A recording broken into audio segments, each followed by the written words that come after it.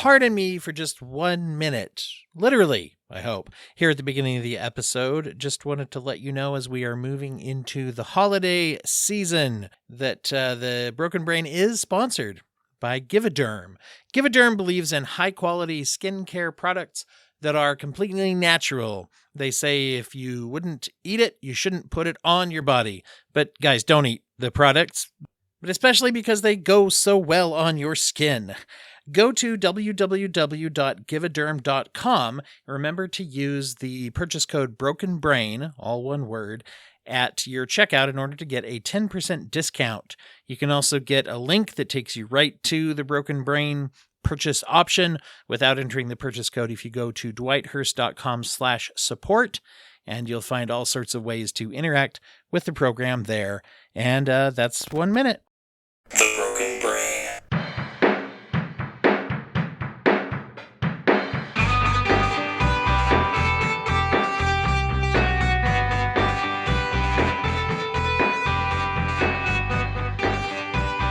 Recording in progress. Waiting for the magic beep. And here we are to talk about Loki 2 in a non-Loki way. And that's the intro to this episode. So Sharon, welcome back to the show. It's been a while since we've had a new Marvel project to geek out on.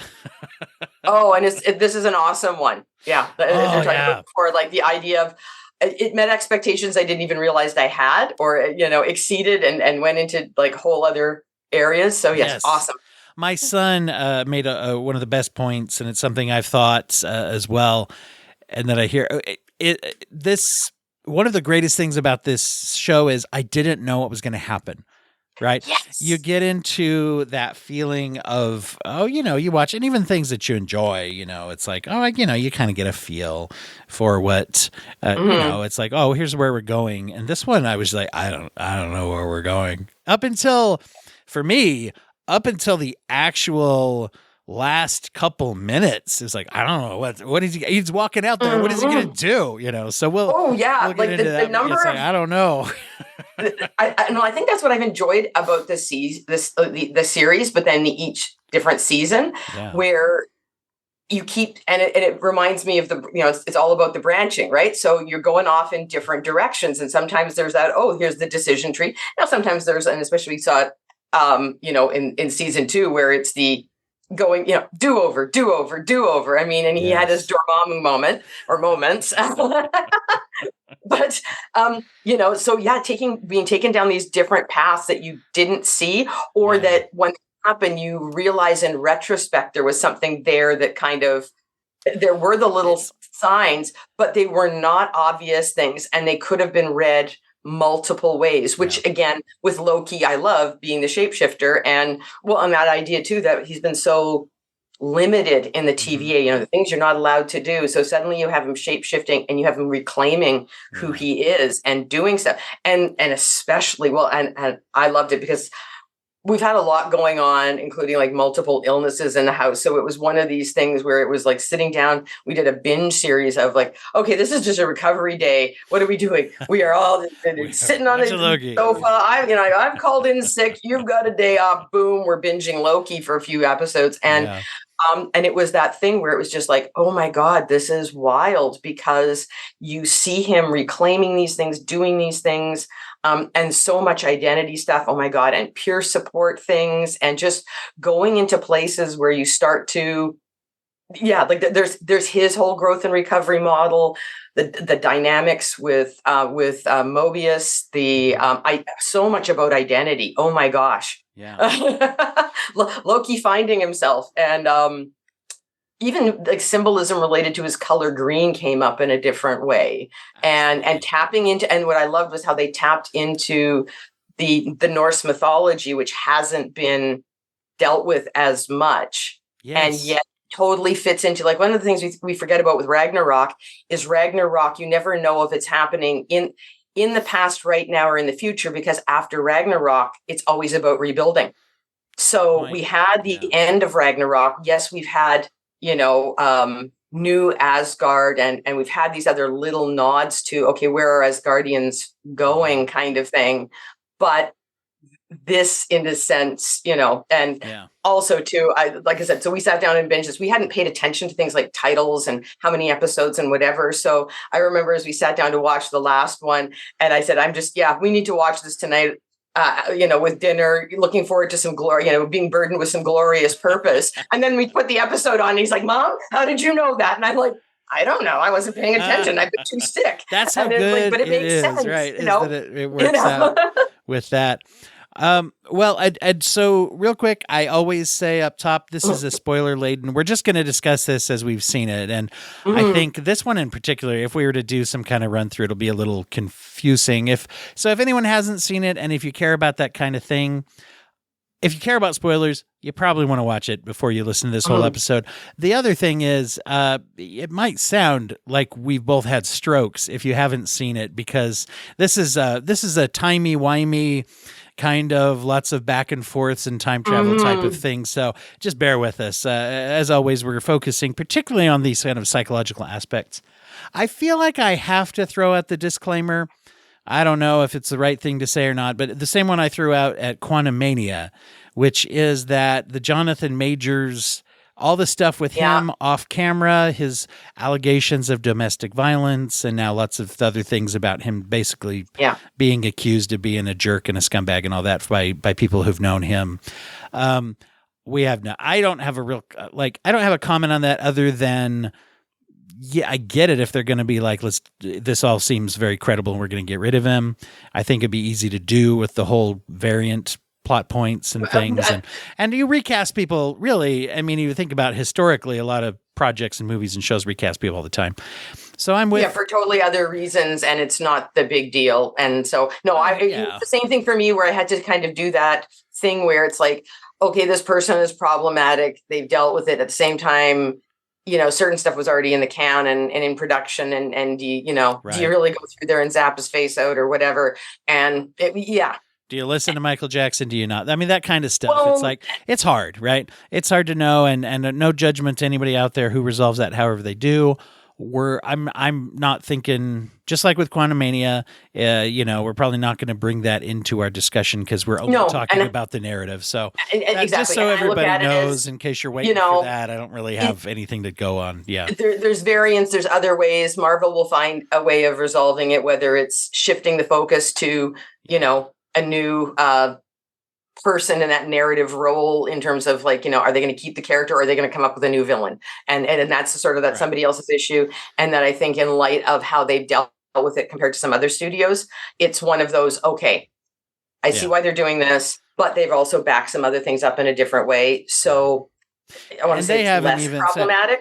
And with, with everything being pending, and Marvel really hasn't, no matter what the rumors and the memes people put out on the internet, if it's Doctor Doom now, and it's this now, and it's that now, it's not anything now because nobody's said anything. So there you go. We haven't, this will derail the conversation. There is some indication that Pedro Pascal is actually going to play Reed Richards. That's a whole other rabbit hole where he's everywhere, right? Who wouldn't speculate on that, right? Exactly. So, but that one, from what I understand, is there's some real sources that are actually reporting that. So, there you go. So that one is like, woohoo, why not? He's cool. We'll see how that goes. I'm sure that when the final, the Fantastic Four project emerges, I'm sure you and I will chat about it at some point, right? What are the odds? I think it might come up. We might be able to pencil in some time on that. But again, it's one of those things where so many of those casting things, it gets into, fan stuff and this. Again, I'm still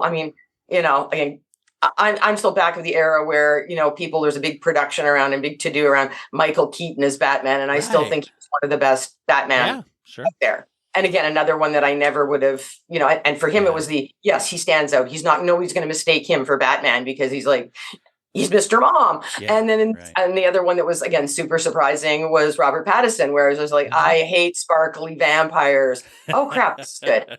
So, it's one of those, I'm not saying every casting thing is perfect, but a lot of times it's like, we waste way too much. It reminds me of anxiety and the whole, the what ifing, right? Yeah. It's like, how much energy are we spending on the thing that hasn't happened yet? Exactly. Yes. So there Live in you the go. moment, live in the present. We'll do a little mindfulness DBT work Yeah. with the fans. So a little therapy for certain fandoms, it's not as bad as Star Wars fandom, but we're catching up in toxicity. So anyway, but getting into the one of the things that I think right out of the gate characterizes this whole story that they're telling, and in some ways, as an aside, Marvel has been good at this in a lot of their projects in like backwards continuity where you see foreshadowing or whether it's foreshadowing or whether they just do with the story so cleverly and they go back. So it characterizes the whole series this way.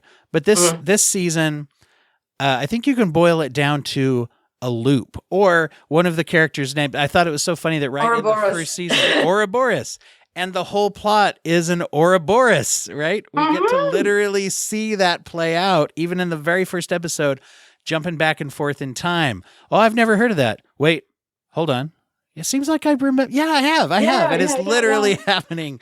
Is he or when they say when right Timely and Obi meet, and it's like, oh, it's like again, who wrote the book, right? Yes. Who wrote and that idea of the TVA guide, which we have never heard of before. Suddenly, like it's that whole techie thing, right? Well, have you not read the handbook? Have you not read the handbook? But the handbook's here, and the handbook, and this is. I'm like, my God, like. Props to literally the props department. It's amazing what you can do with the moleskin book. Right, it was a moleskin with an imprint on it. That's what I thought. Imprint on it, and this MacGuffin is brilliant because it became this whole thing. Well, who wrote the book? It's a chicken and egg, and then they literally, and then they have the little bromance that Sylvie has to break up when they meet, and like, can you sign my guidebook? Can you sign mine? But I based my stuff on you, and you're like, well, who wrote it? I don't know if it's going to be Etsy or if it's going to be the official like Marvel Disney store, but if anybody out there has seen the inevitable moleskin notebook that's going to have that on it, please hit me up on the socials. Let me know. I want to buy one. I want one. Or maybe some Etsy personal crank one out, but an orange moleskin with that cover is going to be, and once again, and even the book itself, right? There's going to be something at some point. So and this gets into some of the thoughts that popped up for me right away are kind of the idea of you could say the self-fulfilling prophecy we talk about a lot in like human development, or how does our own involvement in the system around us or our own growth affect what happens, right? You see these patterns, most of us, at least, once again, hit me up if you are, but most of the listeners out there are not time travelers, so we can't speak to that exactly. However, we do perpetuate some of our own cycles, or we get caught in other people's cycles. Right? Yep. And am I a contributor or a tool there? Yeah. No, I was definitely thinking the same thing, this idea. Well, and then how they change and evolve. So you watch him go from, again, this idea that he's been chased, sucked in, brought into some space that he didn't want to be in. And it's like I'm a god, I'm supposed to rule the world. And Mobius just kind of like, yeah, let's talk about that. And then to have him have lines, and it's like, no, I don't want to rule the world. No, I don't want to be the king of anything. Like, too much responsibility.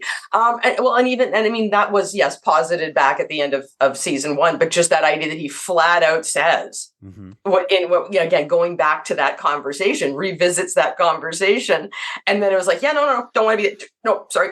Yeah. And then where you see him end up. And again, it does go into the larger, with great power comes great responsibility. So there's a lot of those things where so much of those loops that you were talking about, exactly, like even just in that last episode where you watched him go through, again, his Dormammu moments where it's all about, how do we do this so that somebody else can go through? And he gets to the point where he's just like, no, you do this and you do that. Yeah.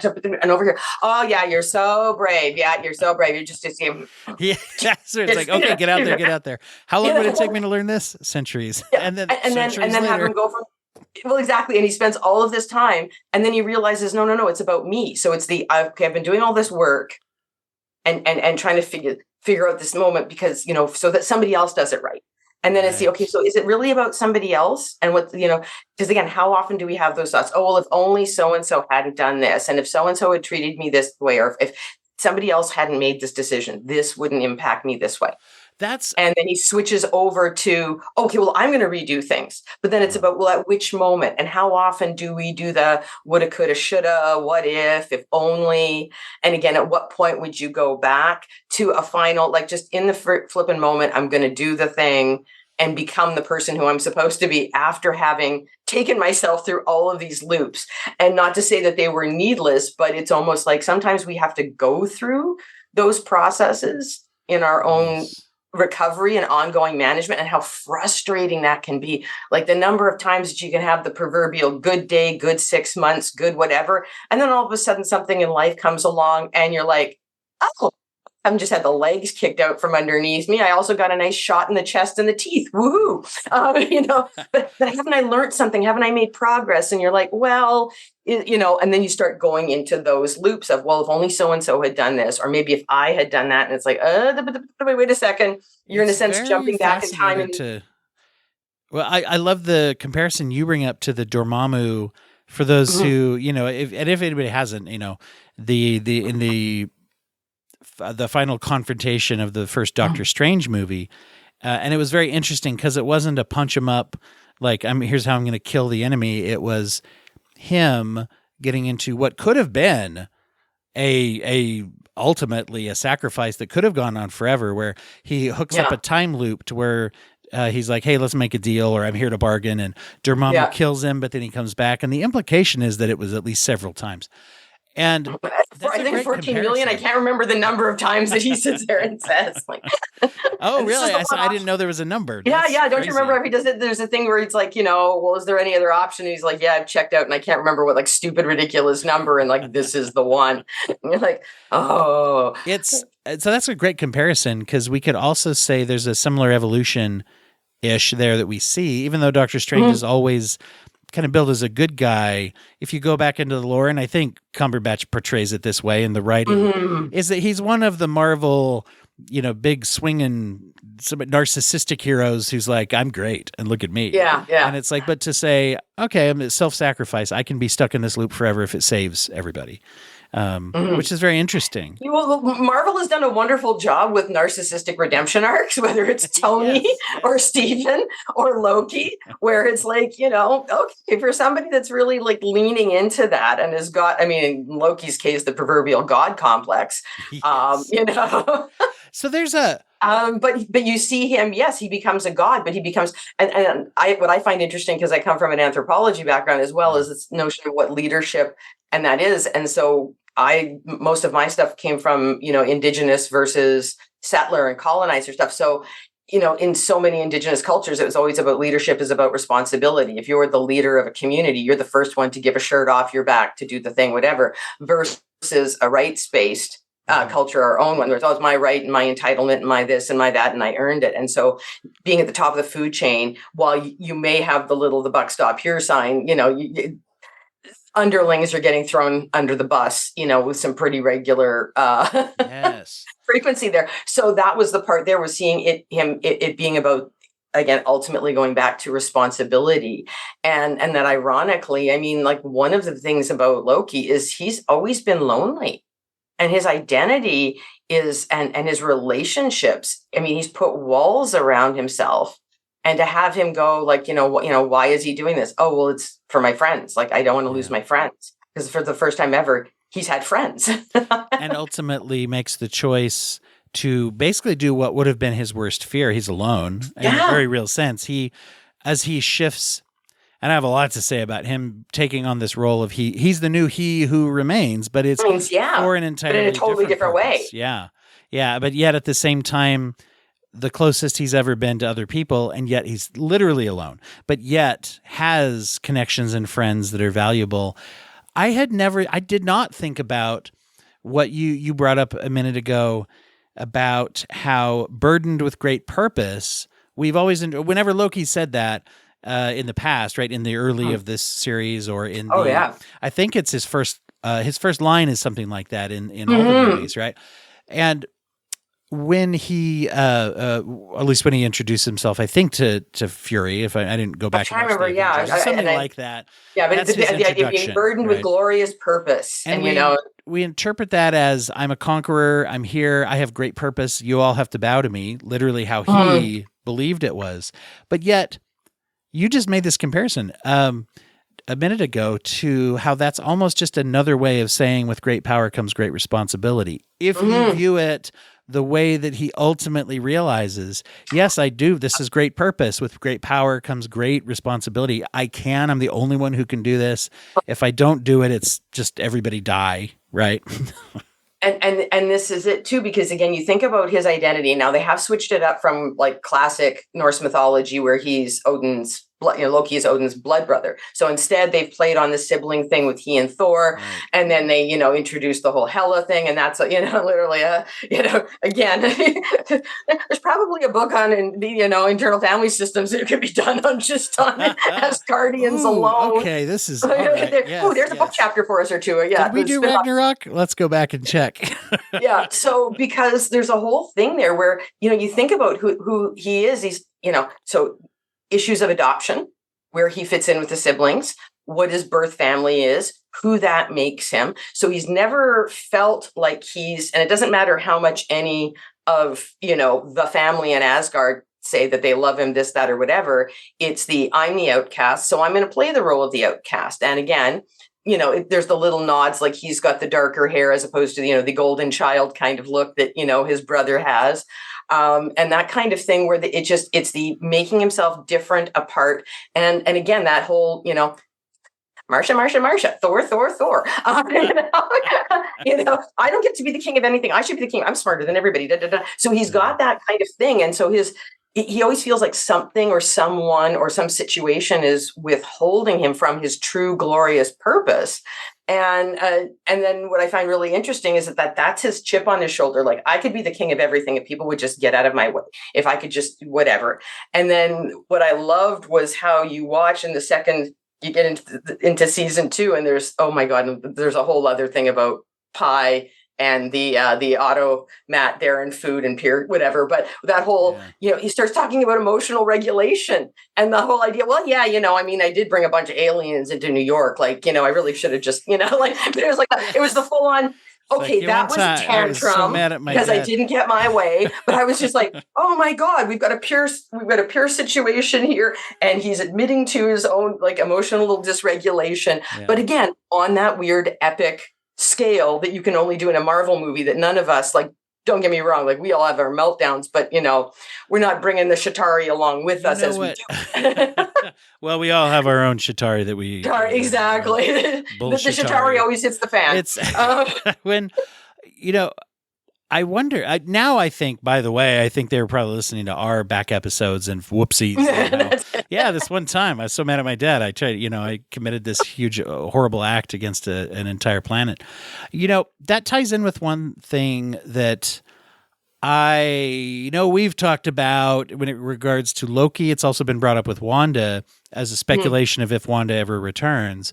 Is can a character who is truly a supervillain actually, not just an anti-hero, a villain, be redeemed? And if you read comic books, the answer is, of course, because they're around for a long time and they have all these stories and stuff. But, and with this being the Loki who did not go through the on-screen redemption that we saw, and people, I think we forget this, he just barely got done trying to conquer New York, and then he enters into this adventure of this series.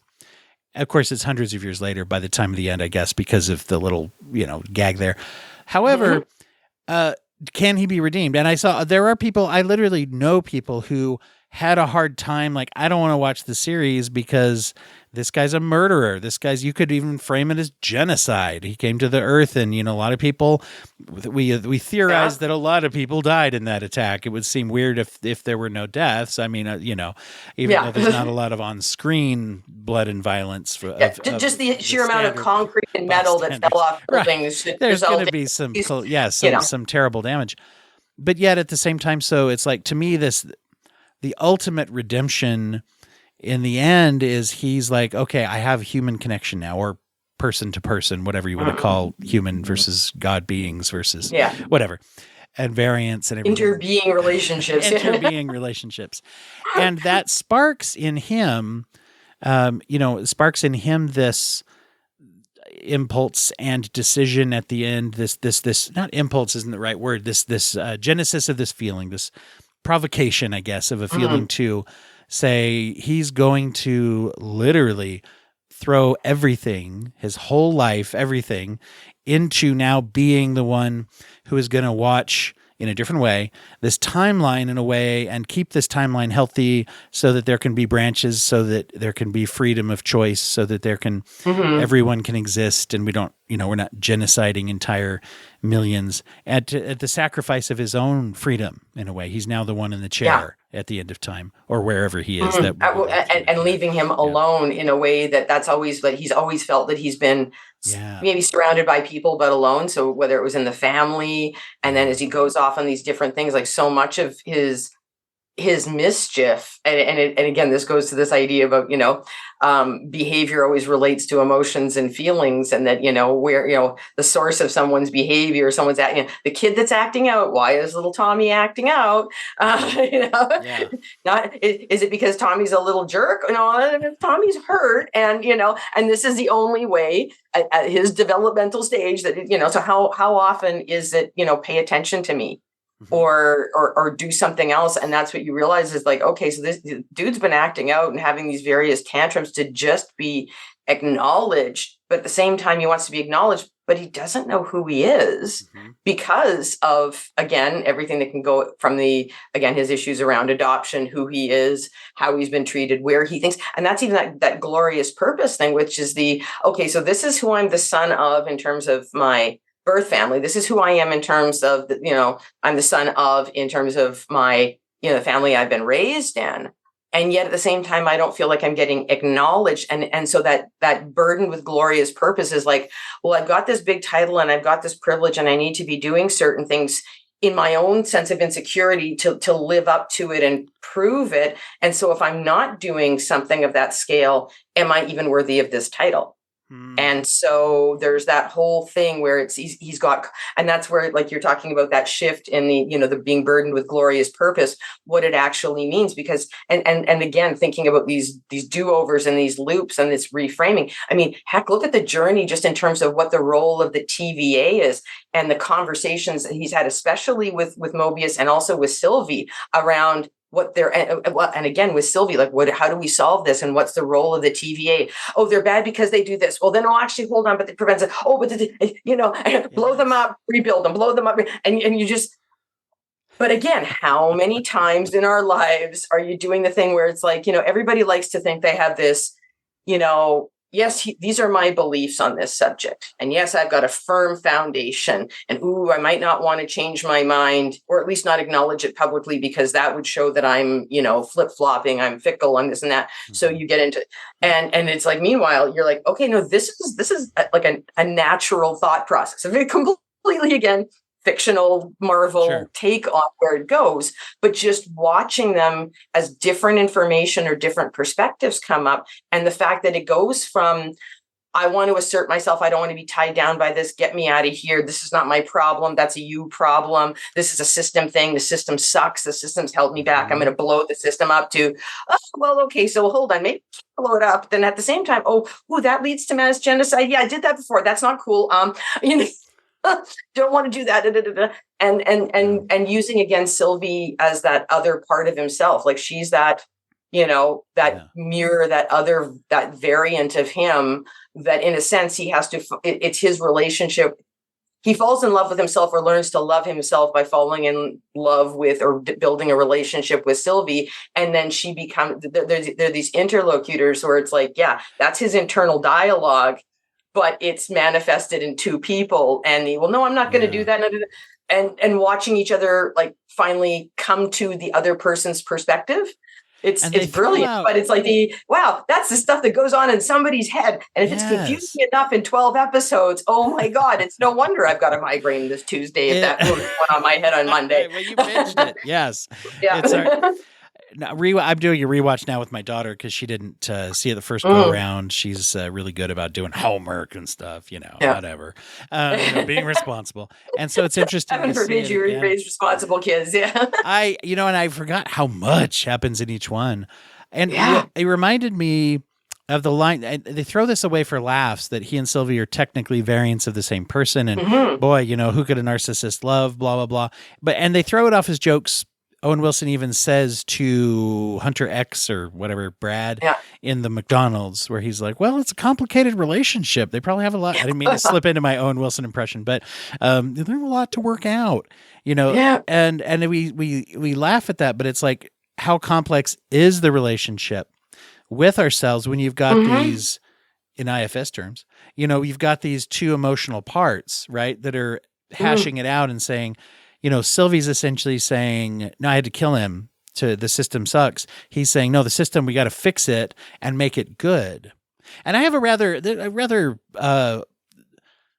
a rather big idea. I'll try to explain my because I'm still working through this, but I feel like here's where the God of Mischief at the end of this plays in a good way, right? So it plays in because they're caught in a system that everything they do to try to solve it still uses the system. And the system is one of toxic levels of control and this, once again, in the hyperbolic superhero world, to the cost of billions of lives, right? Yeah. Kang is, or he who remains in this variant, he is there. He is doing this big grand thing, this glorious purpose in his mind, for the purpose of control. Now, with toxic systems, one of the things we have to learn that our internal parts and our emotions will resist is break the system. No, I need to stop playing the game that the toxic pattern suggests I have to. And I can't fix it while staying in the toxicity.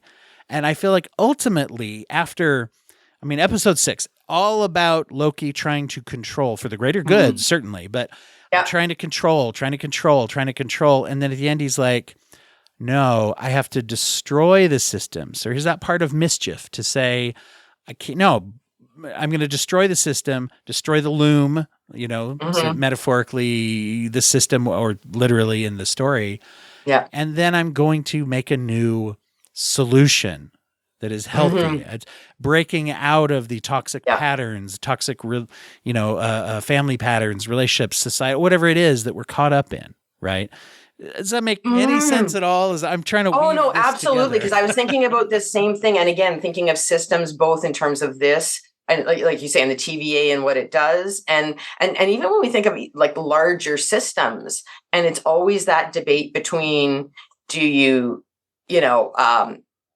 fight from within the system to change it? Do you try to blow it up? If you're trying to blow it up, do you have an alternative? All these, all of these things about what's the best way. And so it was interesting to see that, because it did, especially as somebody that's been in politics, right? It's, you get into that whole thing about, can you change the system from within? What is it that you try to do? How much, and we're not going to have the same, shall we say, opportunities, or the little, we can't time shift and do whatever. So there's always, I think, for most folks, that struggle of, do you just go along with it? Are you the hunter that's sent out on the duty to nip the thing because somebody told you and that's the only way to do it? And if you're going to do a thing and I'm just taking my orders, it's for the greater good because and so there was a whole bunch of stuff there around that rhetoric, which is exactly the same thing that you again, in terms of toxic relationships and family. And so that idea of, and that notion too of, I think about that as well, as he's gone through periods of things like estrangement and then building a new family. And never feeling like he has a family. He's, again, for whatever reasons, I think in some respects, he would even say he was estranged within it. And then he builds his family of choice. And ironically, the family of choice is at the TVA, which in a sense is even a more controlling and toxic environment. But he finds kindred spirits, and just that whole idea too of, hey, wait a second. I'm not the only one that's been sucked in from a branch or a timeline and a this and that. We've all been sucked in. And so finding those other people that, and being in some respects, being their aha moment. And then the kinds of relationships. And again, I think about, I also find it interesting that you've got names like Mobius and Ouroboros and, Victor Timely, which again would fit definitely into the era that he was in, and just that how they did that whole Victorian thing. And then, like, as you're saying about the lumen, one of the things that I'd often wondered about was, because there's always symbolism and color, but the same color can mean different things, right? So in other words, you know, a good example is things that are purple. You know, that's often associated with royalty because of the price of indigo dye, like way back in the day kind of thing in the Middle East. Yeah, So okay. you get associations built in with that, but it can come to mean other things like trust. And anyway, you get into all the marketing stuff around what color you want to use. But Sure. so with him in the green, we hadn't seen a lot of the nods to the green have just been the key lime pie, which got, again, kind of right up there with the guidebook, was, oh my God, oh, the key lime pie. But that idea of growth, organic. And so what I found interesting was with the rebirth of the timeline and watching him shift, it was back to the mischief, back to the green, but it was that green organic. And you're like, oh, so those blues and purples were in a sense representative of like technology. They were bold, cool, technological colors as opposed to a vibrant green. Yeah. And so that, again, that idea of control, the loom, you know, it was that tech versus organic. And the idea that the world tree or the tree of life, that he comes to form. I can never say it. Yggdrasil? Is that how do everybody out there correct my pronunciation? Which once again, the Norse weird mythology. Norse mythology nerd that has like about 8 different audio books and other things. Okay, so yeah. Can you so how do you say it? How's the actual? Yggdrasil. At least that's how I've heard it from other angles. Okay. Yggdrasil. Yeah. Yggdrasil. There you go. Yeah. And according to Neil Gaiman and Eric Bra, the two that I hear on the most regular basis. So in a way, also through that surrender to break out of the toxic pattern, he ultimately, there's speaking a Norse god who creates Yggdrasil. The world tree, just the world tree. Yeah. There we go. He, and you see those elements of evolution that are in there. It's interesting stages to go from, I will be this type of god. I've got to inherit my father's throne. I've got to be like him. I got to conquer. And of course in Ragnarok, we kind of learned that Odin wasn't, those things weren't absent from Odin's background either, right? Yeah. And so there is a toxic family pattern, perhaps. Don't come at me, any of you Odin apologists out there. But once again, Thor had to break that. And he doesn't even, and Thor had to release the idea of he doesn't want to be king, right? Yeah. And so then you move into where Loki lets go of the ambition or. I just did an interview with Nick Johnson, who I don't know if that'll come out before or after this episode, but he is someone who he wrote a book all about leadership and executives and like hidden depression and things. But one of the things he talks about is hiding behind achievement to feed our ego in a toxic way. And we hide our depression, we hide our anxiety, we hide our sadness, right?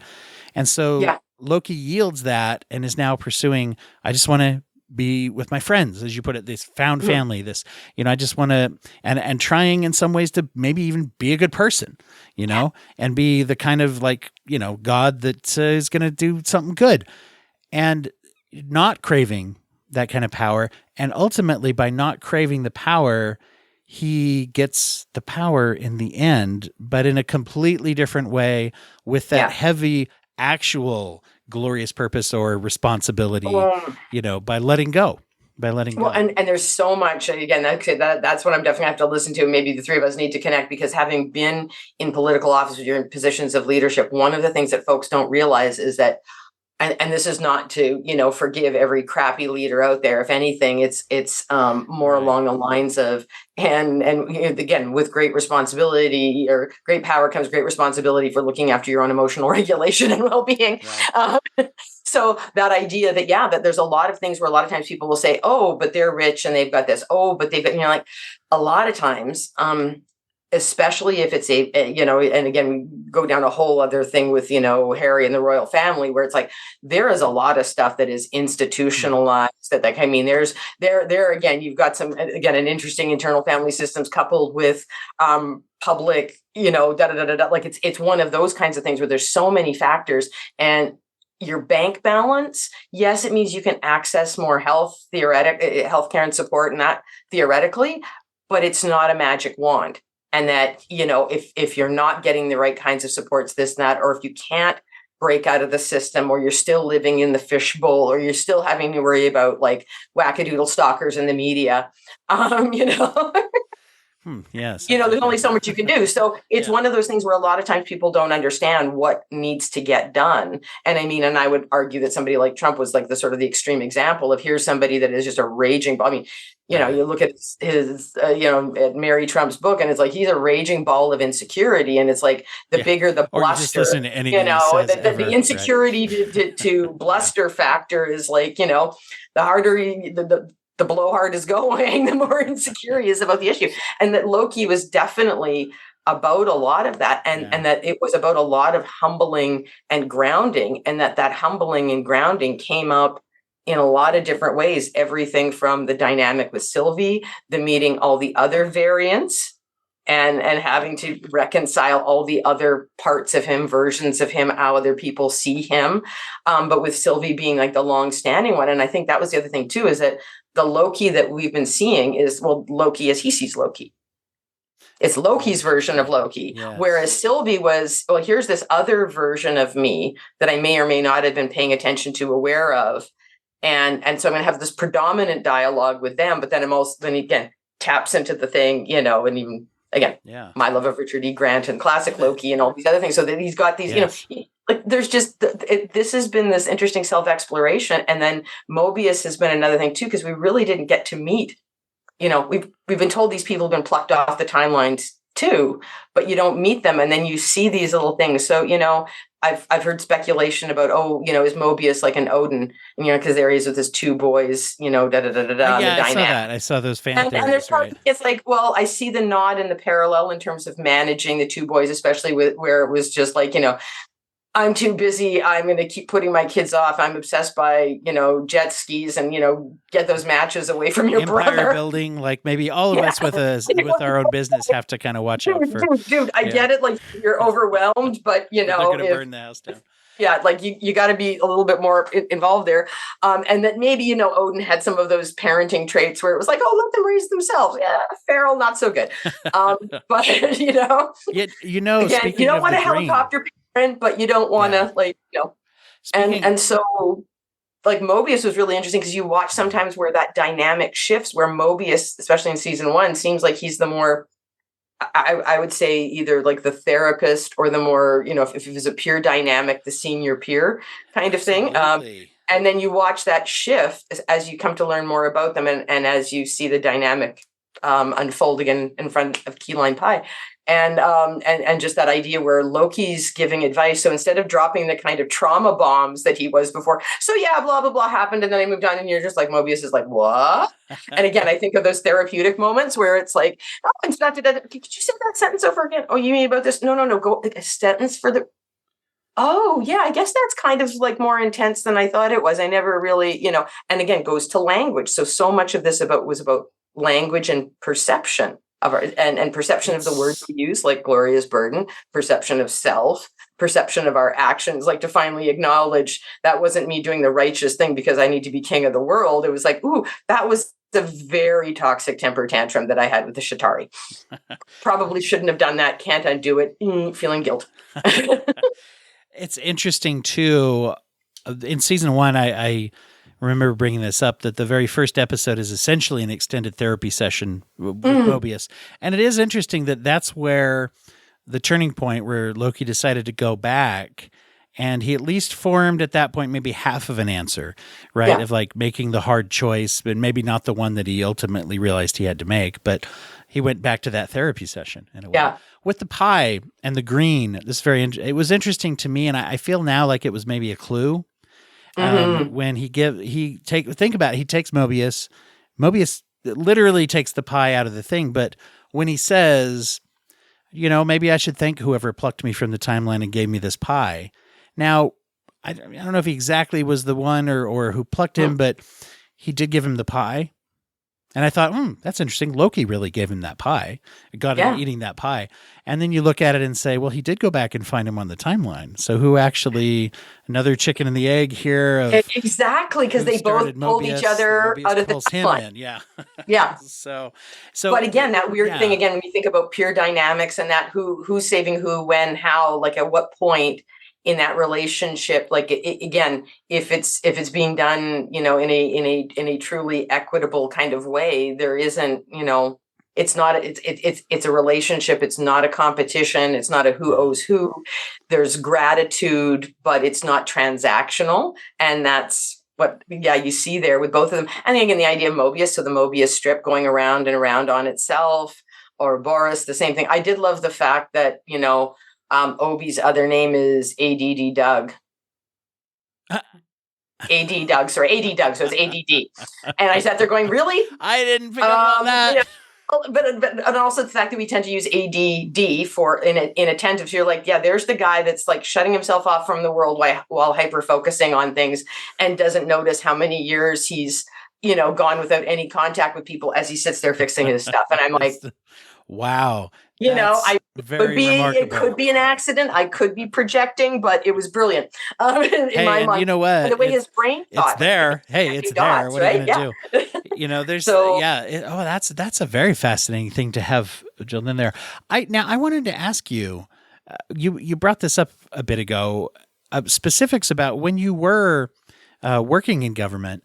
When you found unhealthy status quo, and when you were, what about that struggle of how do we burn it to the ground, or do we, break the system, or do we work in the system, or what's what is the balance there? How did you find to resolve that, or in leadership?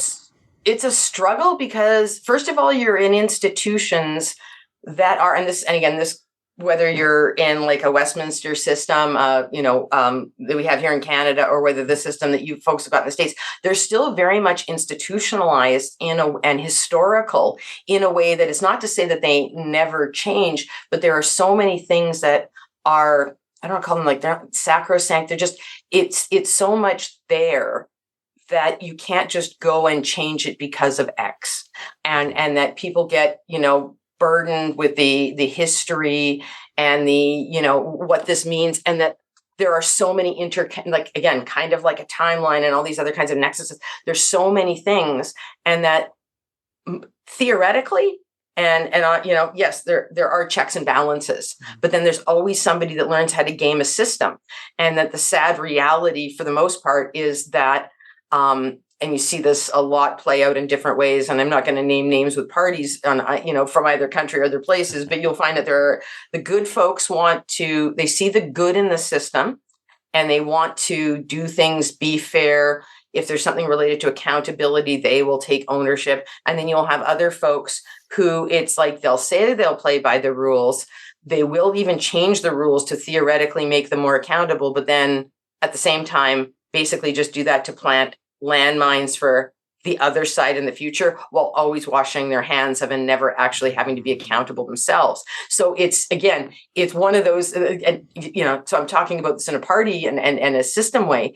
It's not very different in the kind of personalities that you see. It's like, oh, geez, we watch the narcissist come in, gaslight the living crap out of a whole bunch of people, figure out how to game the system, use the system, even talk about the greater good. And then what happens is the other folks that are not coming in with that agenda, one of two things ends up happening. They get victimized in one way or the other. They either end up being run out of the system, possibly very broken, or they find themselves getting co-opted into it and turning into the very thing that they fought against. And so it's, and that's not to sort of be, like, okay, throw our hands up in despair. There's no point. It's the idea of, you got to shift the balance. And so it is one of those things that, there's a certain level of cynicism that feeds into, and voter apathy. And so much of this is kind of having those same sort of moments that Loki has, and where you have to kind of fight against the system, stay engaged, at the same time, take a break from things and recharge your batteries. So the good folks need to, in a sense, do the same thing, where it's like, okay, I have to figure out, I'm playing in the shitty, the sandbox full of cat shit, and people are flinging poo, and that's not cool. But at the same, but if I get up and I walk away out of the sandbox, well, then just, if a good person leaves, then that just leaves another spot for a toxic person to come in. And so it's about, how do the good people get together, and how do the good people find ways of, and this is the other part, is that the good people will often be so concerned about accountability and making sure they're on the right side of things that they will tend to throw themselves and others under the bus in a way that the other side that's narcissistic is just going to, they can be stabbing each other in the back behind the scenes, but they will always step up and defend each other publicly and this and that. And it's the, how do the side that's on the right side of things stop the self-sacrifice and again, kind of going through those Dormammu. Turn on each How do other. I do it differently? How do I do it differently? How do I do it differently for other people? Now, how do I do it differently for me? How do I do it differently? Okay, I just got to go in there and I've got to grab the tendrils and put life in it. And so it's a similar healing arc where you've got to, but the trick is very much that idea of burning out, collapsing, otherwise throwing your hands up in the air. Again, very much Sylvie with the, I just want to flip in life. I just want to be able to do things. I just want the good things to happen. And I think that's in some respects what she also represented, as much as we, again, it's this, I've had to murder, I've had to do this, I've had to do that. It's the, I've been doing all of these things, good, bad, or otherwise, because I just want to flip in life without trauma. Yeah. That's all I want. And yet I keep having to do these things and it keeps blowing up in my face.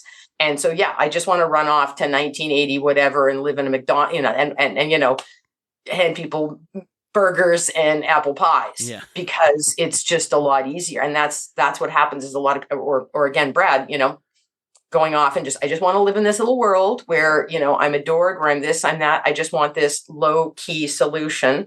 And that it's a certain amount of Loki solution. Yeah. Oh yeah. And we found ourselves using that as I think the opening to that again, to, Glory. I already did that. And I went, that's not a low key opening. And I was like, oh my God, I did it. So yeah, but yeah, so that kind of thing where you end up in those. So that's what I also loved was that these other characters and, gave some of those places that you end up in politics. And it's very tough. And that you are held up to standards that other people would never hold anyone else up to. And that, we don't hold CEOs up to the same standards that we hold elected officials up to. And that sometimes there's even bias in terms of how we hold up parties. Oh, well, yeah, of course we don't. I mean, there's such low expectations with them. And it's like, well, hold on. If they're the actual, and again, same thing that happens when we deal with narcissists, right? You're like, okay, so-and-so is an a-hole. And yet somehow we're not holding up to the same standards as the nice person. No. If anything, that's the person that should be held up. Not saying you're going to let the other person off with a pass 100%. But do you realize we've actually got this backwards? And that ironically, sometimes I think because, so-and-so's this way, and it's almost like we give up and we walk away. And I think that's, it's easier for us to just either wash our hands, let them get away with it. Oh, it's not worth the fight. And you're like, yeah, you're feeding the beast here. Yeah. You're not holding them to account. And I think that's what happened with a lot of Loki, and where his sense of mischief was I can get away with it. And people don't really stop me, and they can't stop me. And he realized that, again, he can use his mischief for good. Mm-hmm. Just in a different way, because as you say, he blew up the system, but he blew it up differently than all of those different variations that were on that loop, where it was about how do I tweak the tech to redo the tech. Right. It's all about what rules do we break, right? Mm-hmm. Are we breaking the rules that are toxic, that reinforce a pattern of abuse or toxicity or whatever? And I realize as I'm saying this, it covers a whole lot of things, right? Yeah. It covers all the way down to personal internal patterns. You throw addiction. You can look at family systems and relationships of abuse and control, domestic violence, and the being empowered to say, oh, there are some of these rules that are toxic, that suck, and I shouldn't keep those rules. And sometimes it's as simple, just boiling it down to, and sometimes I fear people will hear those kinds of things and think, well, I'm not in that situation or whatever. Mm-hmm. But yet all the way down to just our interpersonal or intrapersonal, I should say, the internal struggles we have with some kind of growth or healing is to say, what kinds of sort of toxic patterns am I caught in that I have picked up and learned through experience? Important is, it is important in some ways to know what they are, but that's the purpose of what we're talking about is kind of trying to say, even if I don't know exactly where some of those things came from. And this is the beauty of systems, by the way, like IFS or EMDR, some of these modern trauma or pattern breaking, addiction breaking, or just self-help. I should say self-improvement therapeutic interventions that someone might get is it's not so much about saying, oh, if I can just find that key moment. If I can find a key moment and have an epiphany, that's great. That's wonderful, a wonderful experience. However, the healing oftentimes is more about saying like, let me find and shake up and sometimes in some cases break these rules that I've been living by that keep me less than happy, right? Well, exactly. And I think the other metaphor that I see in terms of, again, what happened with those timelines.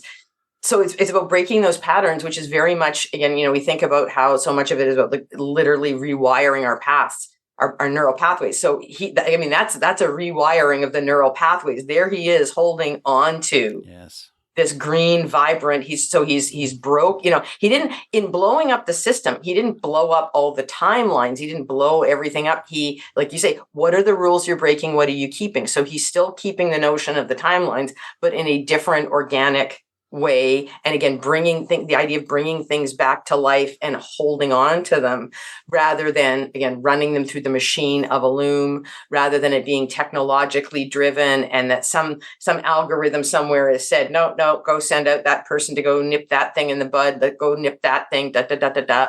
And so it was this idea that, he's literally rewiring his neural pathways and there he is holding on to them, so to speak. And that's so much of, again, what all of these things are about is, and like you say, in some cases you have that moment and those can be really eye-opening because they can lead to other things.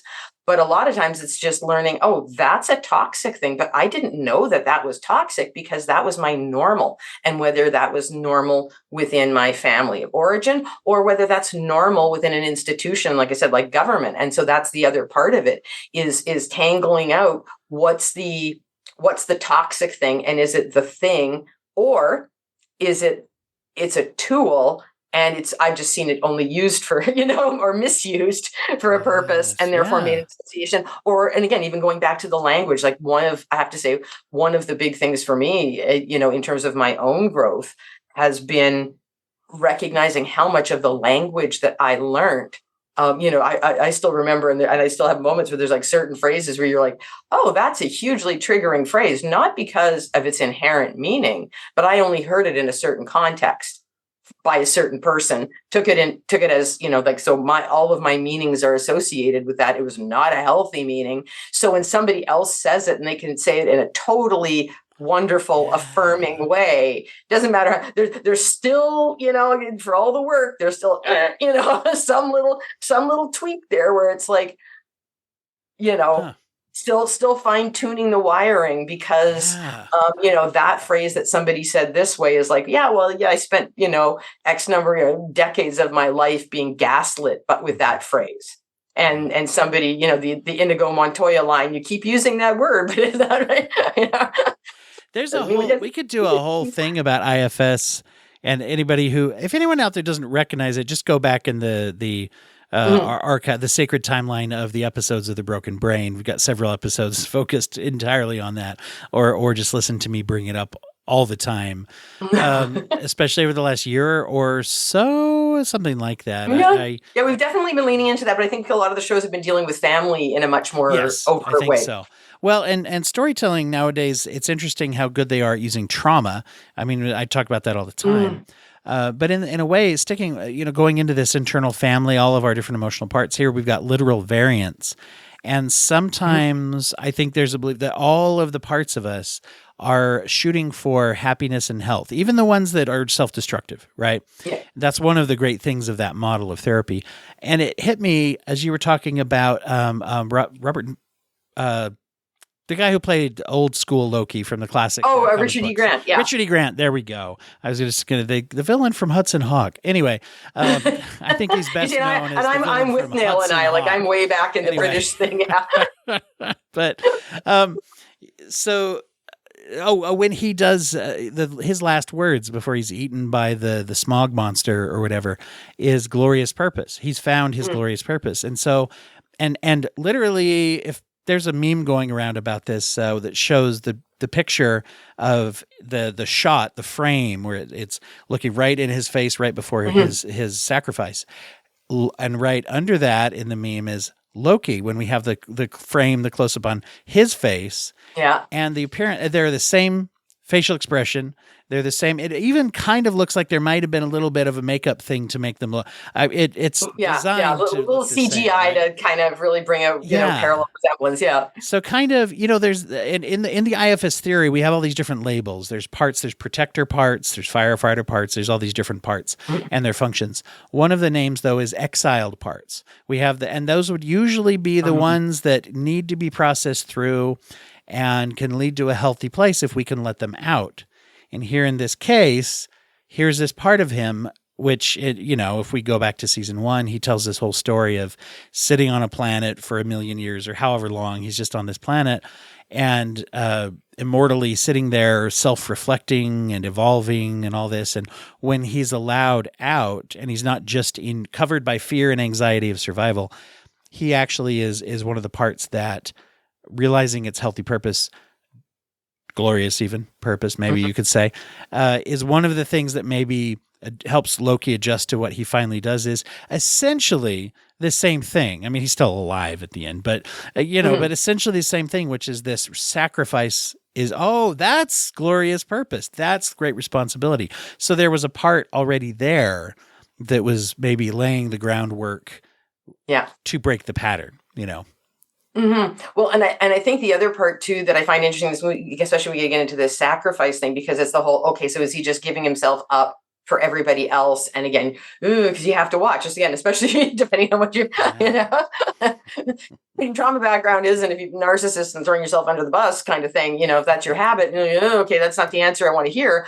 But what's interesting about this is, this is where I don't think this is the end of Loki's journey, and not just because, hey, we have different timelines and now we can jump through to different places, or we did it once, where we can pick up in the narrative and say, that event that got alluded to here, boom, we can tell that story even though it happened, different time and place sort of thing.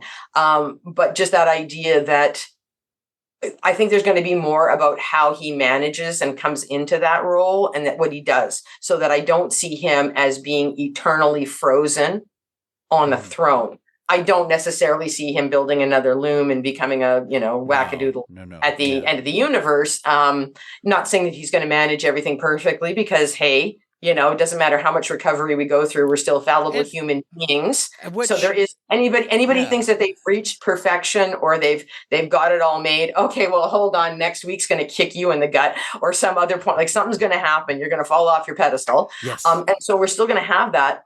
But, and yes, it's going to have implications, but I think this is also going to be about, this is, again, he's come to this thing, he's grabbed onto this responsibility, this sense, again, his newly wired neural pathways, and his relationship, and his way of holding on to his relationship with his friends, even if it feels distant. And then how is that going to play out? How is he going to grow into that, is what I would see the next step being. No, that's I'm chewing on that right now, because where does that go and what does he do? My brain will waste more time on that than on whether Pedro's becoming Reed or not. And that's the purpose, in a way, the reason behind what he did. It's not to make things perfect, actually, because, and I think that's where the line comes in, where Sylvie says, he's given us a chance. And it's like, it's a destined thing that this will lead to wars and mistakes and problems. And I think you can compare this to breaking patterns, freedom versus control. See, that's the excuse of control. If I let you do whatever, you're going to do whatever. Right. And whether that, once again, that can be internal or it can be an outside power or person controlling us. Like Kang, he who remains, is all about control. Yeah. And in fact, he's giving everyone a chance to be authentically themselves, to experiment. And as you put it, are there mistakes going to be made? Well, yes, that's the point. The point is, it's not about, we're not going to control it anymore. There's all these timelines he's keeping it weaving alive and everything. But the idea is that without constraint, there will be growth. And if every multiverse or every timeline is played out, that means there are going to be some bad ones as well. And that's a message that we send over and over to is that, what is the cost of freedom? and what is the importance of freedom and personal agency and being empowered, right? Versus being controlled, even if it's like, well, I control this, but it turned out. I mean, I may have abusively controlled this person, but they did the thing. They did the healthy thing. Yeah, I got what I needed out of it. Well, and that's the whole other thing. This whole thing was about this idea of, and again, it's that free will versus fate, is something inevitable. And again, we can get into these loops and how, that's just that's just how it's going to work out. That's just how it's going to, no matter what I do. And I think what I thought was interesting, and again, it goes to this idea of watching where you think you're going to go or what's going to happen in an episode, how it changes. And at first, when I saw his first, the Dormammu moment where it's like, okay, well, so this is about failing better. Each time was an improvement. So you're failing better. But you say I still had to fail better how many times? I love that.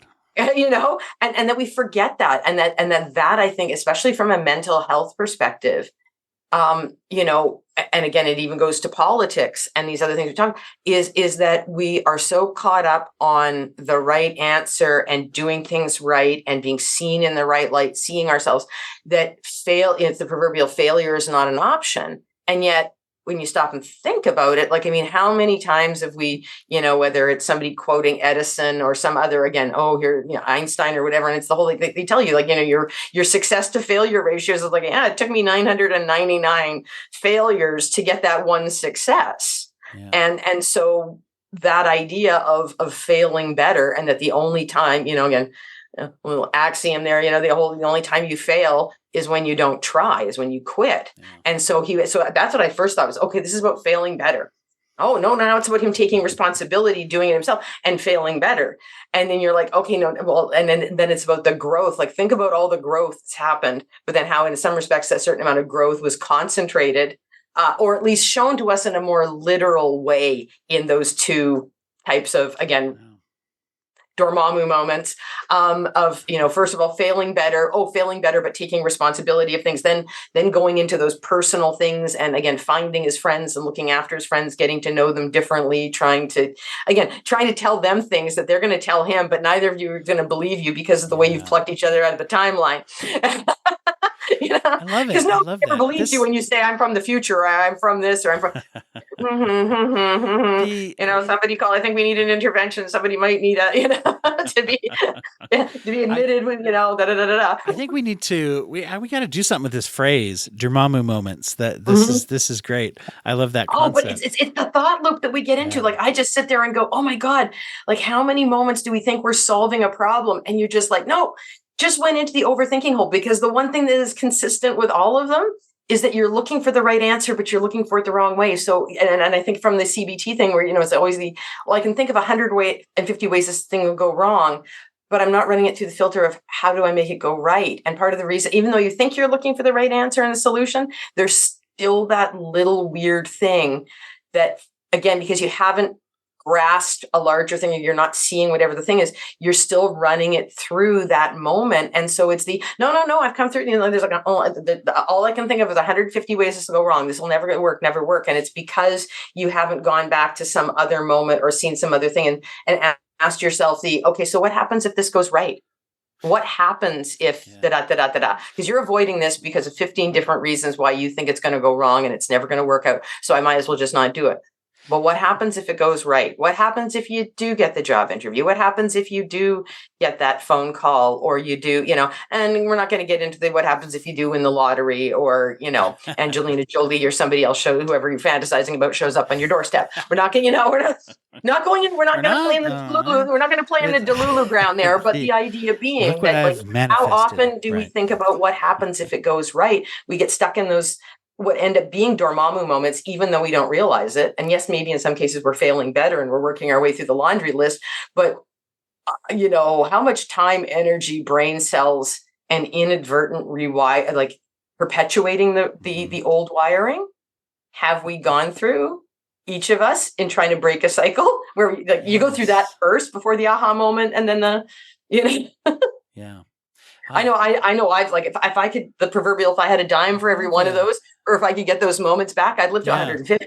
I had a therapist, my own therapist, once tell me that, where he said, you're good at listening to your anxiety and trying to counter all these things that could go bad, but do you ever sit and think about how good could this be? Oh, I'm worried about how bad this could be. Do you ever think about, how good could it be? What's the good that could happen? At least balance it out, right? Yeah. And that's ultimately what the message Loki gets from Sylvie, aka message from self to self, you could say, is when he comes to her. And I don't know, other people can weigh in on this or see what you think, but he comes to her about making the hard choice. And at that point, we're still not sure. Is he going to make, because the choice that he's faced with up at that point is like, especially what Kang tells him, you got to kill her, and then you can come play the game my way and it'll go well.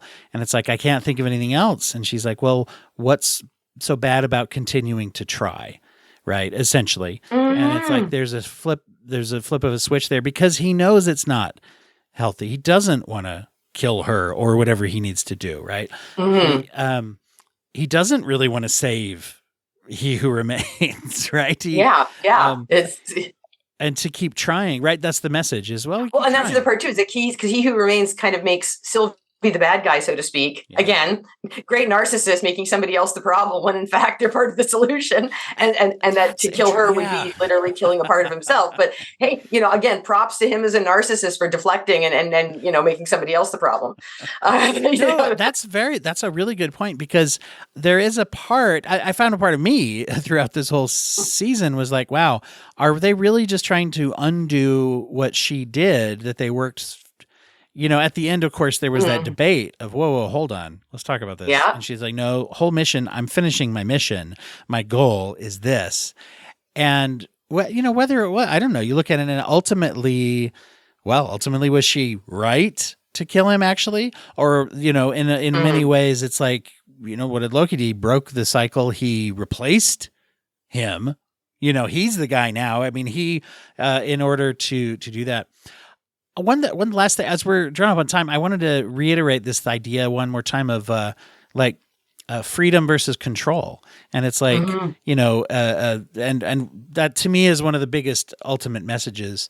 And I think you can see this reflected. In all kinds of experiences, real world, as well as the stories and the beliefs. And even you get into religious philosophy, Christian philosophy of being controlled versus being made free, living under fear of death. And you get into, Eastern philosophies too, of surrender, Buddhism. What's your definition of freedom, and what does freedom mean on the day to day? Yeah.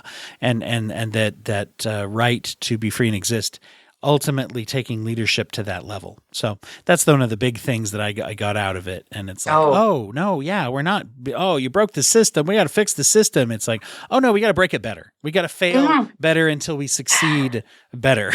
Well, and I think that's what so many of those conversations were about, was actually like, okay, yes, this is about, again, predetermined and again, being controlled versus free will, but in what aspects? So in other words, like, I sit there and, you think about the day to day. I appreciate the fact that we have a system that says, yes, I drive on this particular side of the road and that I stop at red lights. I do this, like, you know what? We need some structure. Because and that structure, and especially again, as somebody with a vast mind, I need structure to have freedom. And I think this very much fits into so when you think about somebody like Loki and Mischief, I mean, we think of chaos, and it's like, okay, oh no, God, the notion of the God of Mischief and all that chaos just being let loose to be free. And it's like, well, no, this is not about anarchy. Right. It's about what are those things? Because again, when think about it from a freedom perspective, freedom does not mean I have the freedom to be emotionally dysregulated and throw my shari all over the place. So that's not freedom. But also the healthy acknowledgement. So it's that balance of what is control versus what is structure, and that how sometimes systems can convince us that, oh no, that's not control, it's structure. And so it's that balancing act. And again, going back to that conversation on politics, it's about negotiating that. What is there for structure, and what is being misused or misinterpreted or being played with a little too fast and loose for control, but being called the system. And I think that's something that we negotiate on a daily basis. And that's the other part of it, is that I don't think, again, sort of like this whole situation with the TVA, you don't have the one definitive solution, because this is organic, evolving, and you're going to be in perpetual negotiation on some level forever. That's what we do as humans. We're fallible humans. So it's, I think, I don't know if we're ever going to, for all the different philosophers that you can quote and different, again, you talk about religion, all these other different perspectives. I think we're going to get snippets and we're going to get things that have maybe some eternal truths. But again, sort of like us with our own growth and development, the day you think you've got it nailed is the day after, it's all going to hit the fan. Right. Something new is going to come along. You're a Kang variant all of a sudden. Yeah, exactly. Well, it's awesome things. I know that fairly soon, once we both get our schedules organized, that we go out and see it. We're going to be talking about the Marvels. That's coming up. Yes. We're going to, organize that's next on the agenda. Absolutely.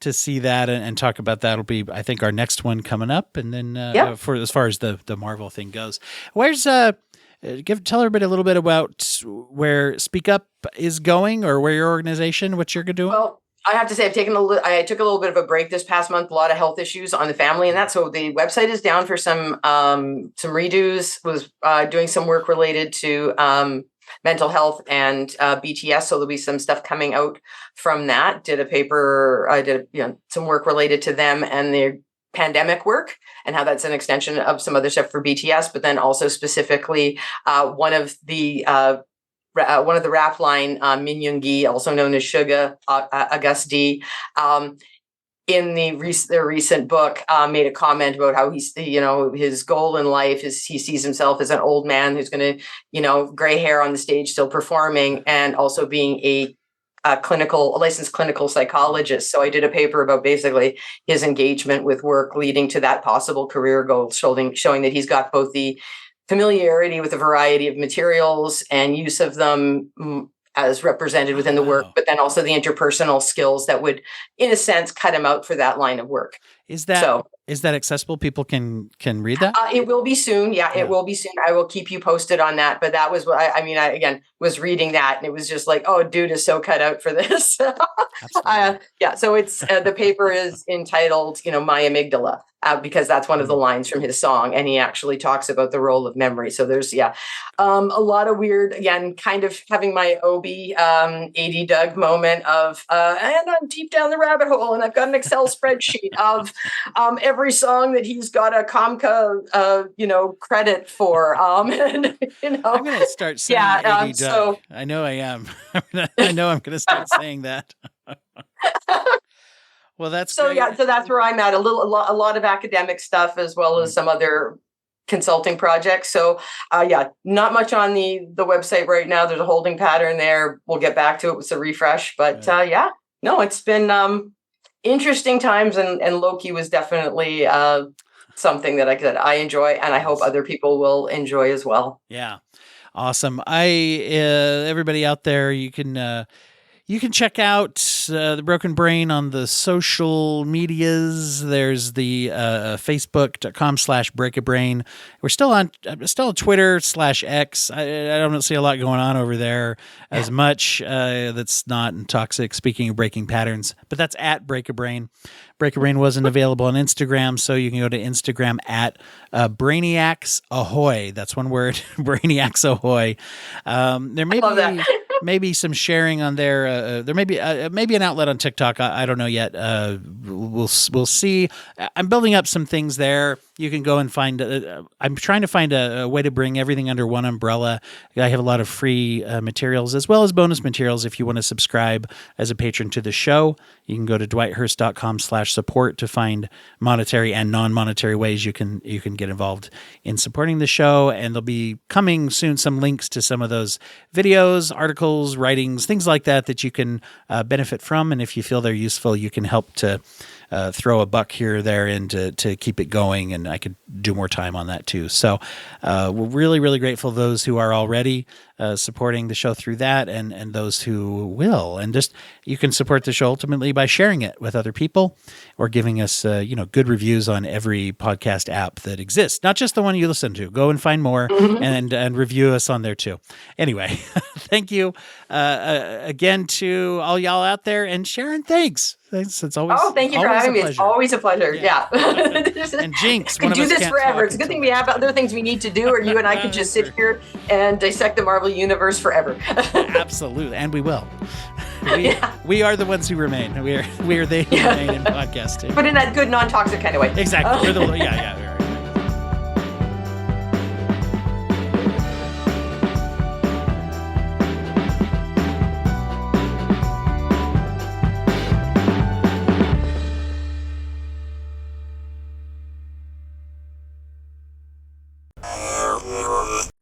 Thank you for listening to the Court Arts Podcast Network. To listen to more Court Arts shows, visit courtemparts.com.